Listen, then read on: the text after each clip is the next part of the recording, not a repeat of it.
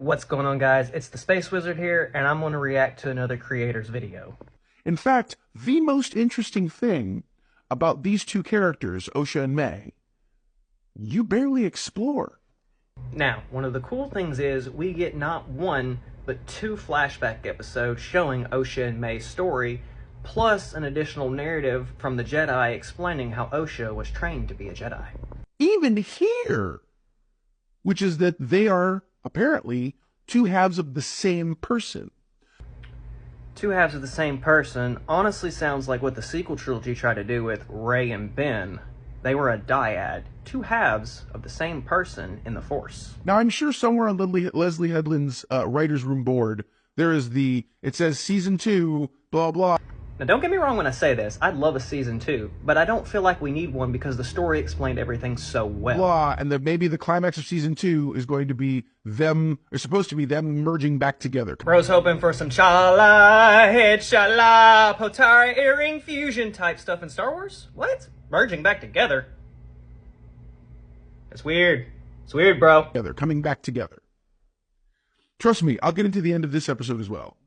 But for right now, there's nothing interesting. So when that moment happens with the helmet.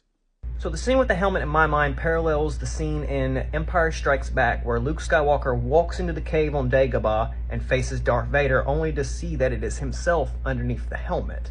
Now, in my mind, this is an analogy for Luke to discover that Darth Vader is closer to him than he realizes, being his father. I don't care. And just like in that scene and in that moment, nobody cared to stop and think, did Osha see Osha killing Soul, or did Osha see May killing Soul? They are twins, after all. Because I don't understand where it's coming from. Two flashbacks and a story about how she was a Jedi. It's understandable. You're showing us cool things. It's like Leslie Headland had a series of really cool scenes in mind. And when you get to those scenes, they gel, they look good, and it ticks us all off. I'm gonna be quite honest. Any lightsaber fight should look that amazing. Let's be real. We haven't seen good lightsaber fights in a long time. Because how did we get to something so awesome from all the lame duck nonsense? Quack. Can anyone tell me that? It's from my own inference that the story is completely tragic. From the very start, we're introduced to two sisters who are victims of a genocide thanks to the Jedi invading their planet. Even though it really wasn't an invasion, the Jedi made it an invasion. It's also from my own inference that any of these characters that we're witnessing in the Acolyte are already destined for a very tragic fate. Let's face it, Darth Plagueis is in the series. We all know where this leads to. Now, it's already been explained in the narrative.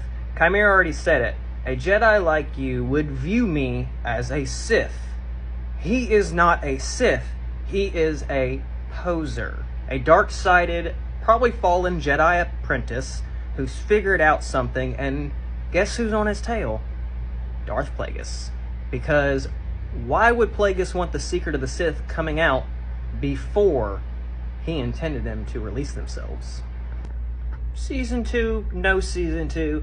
I don't feel like I need one because I understood the entire plot. Media literacy didn't fail me. I saw it from beginning to end. Maybe try rewatching it in a different order. Start with episode 3, then watch episode 7, then watch every other episode leading after that.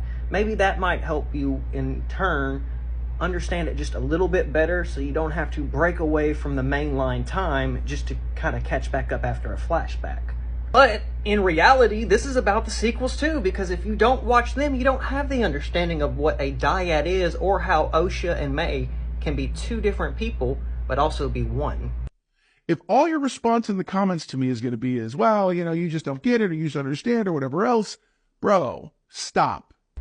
I had fun reacting to your video just as much as I hope you have fun watching me react to your video. And hopefully, hey, maybe we can talk about this some more, because not everybody's understanding the Acolyte as it seems. You come at me with intelligence, you come at me with knowledge.